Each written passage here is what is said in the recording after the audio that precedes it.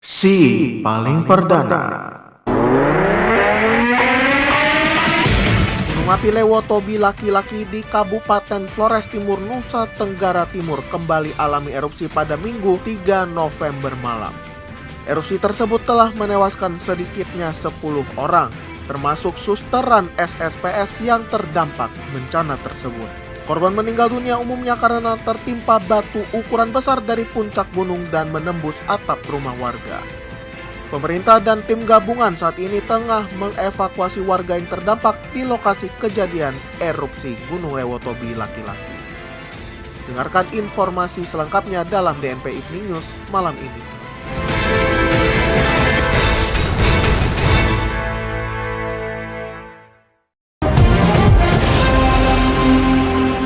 Selamat malam Indonesia. Kevin Manoy dan Jordan Gozali menghantarkan DNP Evening News edisi Senin 4 November 2024. Ragam informasi yang faktual dan terkini telah kami siapkan untuk mengisi ruang informasi Anda. Dan berikut fokus utama kami untuk malam ini.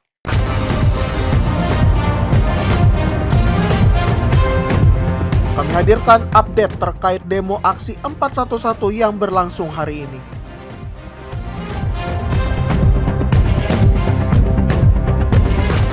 Hakim respon video viral Nina Agustina yang marah-marah ke warga.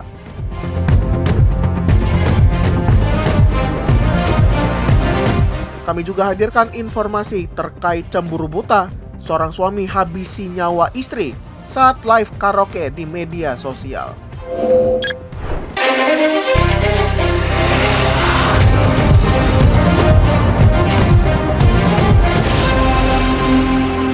Gunung Lewotobi laki-laki di Kabupaten Flores Timur, Nusa Tenggara Timur kembali erupsi pada 3 November malam. Letusan gunung tersebut telah mengakibatkan sedikitnya 10 orang meninggal dunia. Kepala Pelaksana Badan Penanggulangan Bencana Daerah Flores Timur, Freddy Moat Aeng, mengkonfirmasi jumlah korban meninggal tersebut pada Senin 4 November. Menurutnya, para korban meninggal umumnya karena tertimpa batu berukuran besar dari puncak gunung yang menembus atap rumah warga.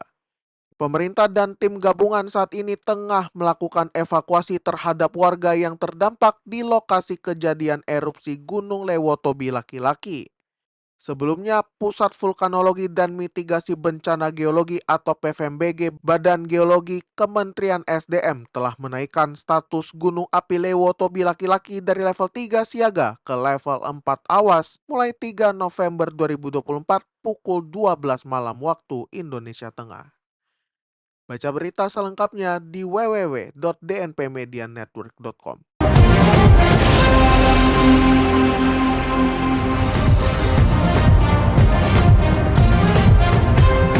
Kejaksaan Agung menetapkan ibu dari Ronald Tanur berinisial MW sebagai tersangka baru dalam kasus dugaan suap pada vonis bebas putranya dalam perkara penganiayaan berat terhadap Dini Sera Afrianti. MW diduga menghubungi pengacara Ronald Tanur yang juga menjadi tersangka dalam kasus ini dan memintanya menjadi penasehat hukum untuk membela Ronald. MW disebut bertemu dengan pengacara tersebut sebanyak 2 kali untuk membicarakan kasus yang menjerat Ronald.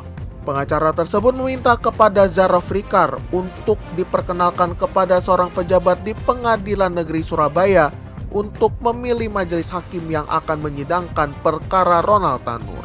MW diduga telah menyerahkan uang kepada pengacara tersebut secara bertahap sejumlah 1,5 miliar rupiah.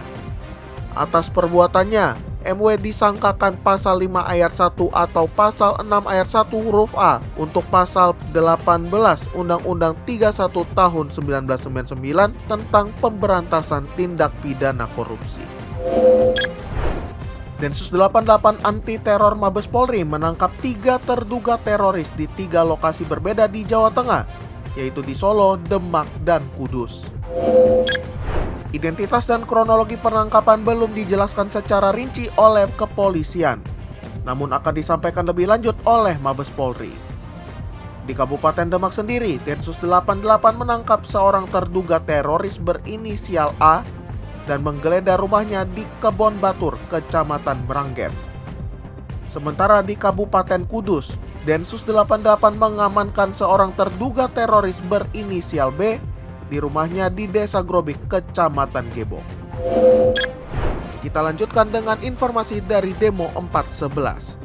Mantan pimpinan Front Pembela Islam, Rizik Syihab menyampaikan pesan agar reuni aksi 411 di kawasan Patung Kuda Jakarta Pusat yang dilaksanakan pada Senin 4 November tidak ditunggangi kelompok merah pendukung Ahok. Rizik menyampaikan pesannya dari Mekah melalui pesan yang dibacakan dari atas mobil komando. Ia mengingatkan bahwa kasus Suswono dan Ahok sangatlah berbeda, di mana Ahok tidak pernah mengaku salah dan menantang karena dilindungi rezim, sementara Suswono langsung mengaku salah dan meminta maaf. Rizik juga menyoroti bahwa Ahok sudah berulang kali menistakan Al-Quran dengan sengaja, sedangkan Suswono hanya sekali dan tidak sengaja. Anggota Komisi 13 DPR RI Yasona Lauli meminta pemerintah untuk tidak lagi membuat undang-undang secara terburu-buru dan menjadikan Badan Legislasi DPR RI sebagai lembaga yang hanya menerima titipan undang-undang. Yasona menekankan pentingnya pembahasan undang-undang yang lebih mendalam ke depannya, mengingat potensi undang-undang yang dibuat secara terburu-buru dapat menimbulkan banyak masalah. Ia mencontohkan pembahasan rancangan Undang-Undang Cipta Kerja yang baru-baru ini digugat oleh buruh dan dikabulkan oleh Mahkamah Konstitusi.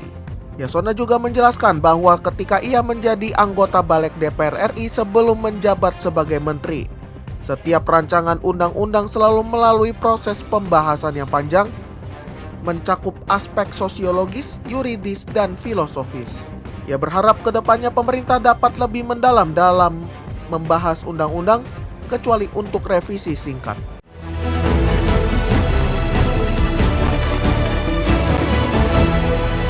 Komisi Pemilihan Umum Toraja Utara menggelar debat perdana calon bupati dan wakil bupati Toraja Utara di Misliana Hotel Kota Rantepao, Toraja Utara pada Senin 4 November 2024. Pasangan calon nomor urut 1 Yohanes Bangsang dan Martin Rantai Tondok tampak elegan memakai jas hitam dengan kemeja putih. Sedangkan paslon nomor urut 2 Frederick Victor Palimbong dan Andre Bransley Lambi memakai baju tenun khas Toraja warna merah dan merah maron. Saat debat memasuki segmen ekonomi, Yohanes Bangsang mengajak masyarakat agar mandiri memelihara ternak, contohnya babi dan kerbau. Ia menjelaskan bahwa kedua hewan ternak tersebut merupakan komoditi utama bagi masyarakat Toraja Utara. Usai debat, Yohanes Bangsang atau yang disapa Ombas menggelar jumpa pers. Pada sesi jumpa pers ini, Ombas mengungkapkan banyak menyerangnya dengan isu hoax. Salah satunya adalah pemindahan Pasar Bolu. Ia berharap masyarakat dapat memberikan kepercayaan kepadanya untuk kembali memimpin Toraja Utara. Debat perdana kandidat pasangan calon wali kota Palopo yang berlangsung di Hotel Gamara Makassar pada Minggu 3 November 2024 siang molor selama 1 jam lebih dari jadwal yang ditentukan. Debat yang sedianya dimulai pukul 13 waktu Indonesia bagian tengah tersebut dan disiarkan melalui stasiun televisi lokal Makassar Fajar TV. Namun hingga pukul 14 waktu Indonesia bagian tengah, debat tak kunjung dimulai. Keterlambatan ini membuat warga Palopo yang menyaksikan debat tersebut melalui kanal YouTube Fajar TV protes. Mereka menilai panitia tidak profesional dan tidak menghargai waktu penonton. Setelah molor selama 1 jam lewat 30 menit, debat perdana akhirnya dimulai pada pukul 14 lewat 30 waktu Indonesia bagian tengah. Seluruh paslon dan rombongan tampak antusias menyaksikan debat tersebut di Hotel Gamara Makassar. Debat publik pasangan calon bupati dan wakil bupati Bengkalis berlangsung sengit dan heboh di Gedung Cipuan, Kota Bengkalis pada H3 November 2024 malam. Pasangan calon nomor urut 1 Kasmarini Bagus Santoso dan nomor urut 2 Syahrial Andika Putra Kennedy saling adu argumen dalam menyampaikan visi misi mereka untuk membangun Kabupaten Bengkalis lebih maju dan mencapai kesejahteraan masyarakat. Suasana debat semakin memanas ketika paslon nomor urut 2 memberikan pertanyaan yang mencerca membela kebijakan paslon incumbent sehingga pendukung kedua paslon terlibat keributan. Kapolres Bengkalis AKBP Setio Bimo Anggoro turun tangan untuk menenangkan situasi dan mengeluarkan pendukung paslon nomor urut 1 yang jumlahnya melebihi undangan yang ditetapkan KPU. Kedua paslon akhirnya berhasil menenangkan pendukung mereka dan melanjutkan debat publik. Dalam sesi tanya jawab, masing-masing paslon mempertahankan argumennya yang sudah dituangkan dalam visi misi jika terpilih menjadi Bupati Bengkalis tahun 2024 hingga 2029.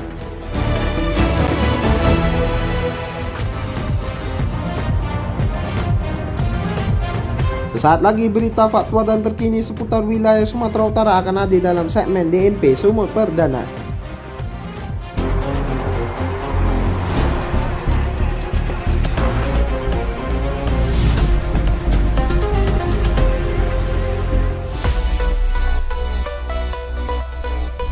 Kita mulai segmen DNP Sumut Perdana dengan peristiwa seorang pria berinisial AHT berusia 46 tahun tega menikam istrinya bernama Hertalina Sibanjunta yang juga berusia 46 tahun hingga meninggal dunia di kediamannya di Dusun 7 Potean, Desa Sukadamai, Kecamatan Sebamban, Kabupaten Serdang Bedagai pada Sabtu 2 November 2024.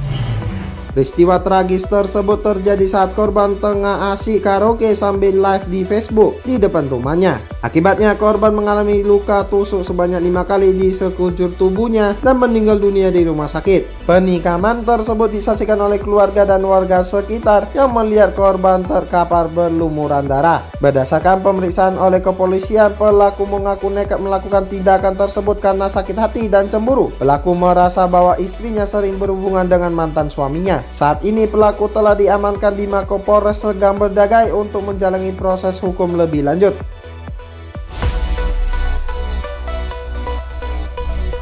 Polda Sumatera Utara berhasil menangkap seorang wanita berinisial HM, warga Kecamatan Medan Selayang, Kota Medan atas dugaan mempromosikan 5 situs judi online melalui media sosial Instagram.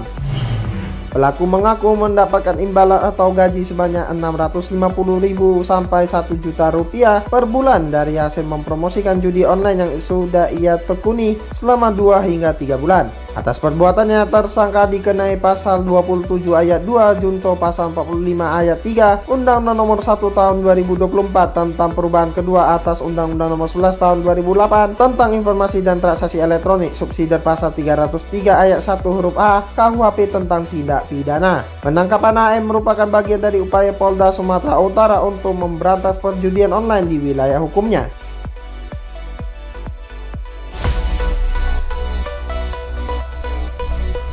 Pemerintah Kota Medan melakukan penertiban terhadap sejumlah ruko yang dijadikan tempat usaha di Kecamatan Medan Petisa karena melanggar ketentuan peraturan Kota Medan. Penertiban ini difokuskan pada pedagang kaki lima dan pemilik atau penyewa ruko yang menggelar dagangannya tidak sesuai dengan ketentuan peraturan Wali Kota Medan Nomor 9 Tahun 2009 tentang larangan mendirikan bangunan liar di atas saluran drainase, bahu jalan, trotoar, tanggul sungai, dan garis sempadan sungai. Camat Medan Petisa Arafat Syah mengatakan bahwa penertiban ini dilakukan karena ruko-ruko di kawasan tersebut berada di APL 1 Petisa Tengah dan tidak diperbolehkan melakukan aktivitas jual beli di luar bangunan milik mereka. Untuk mencegah adanya pedagang yang masih nekat berjualan di luar bangunan milik mereka, Arafat Syah berencana untuk mendirikan 3 posko pemantauan.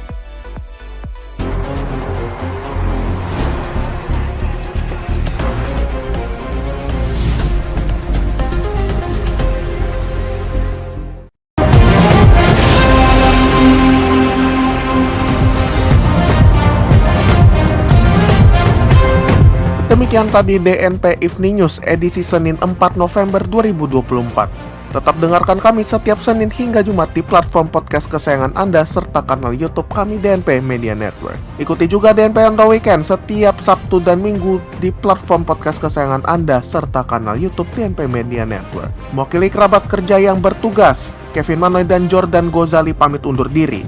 DNP Integrated News, lebih informatif, lebih terinformasi. Selamat malam Indonesia dan selamat beristirahat.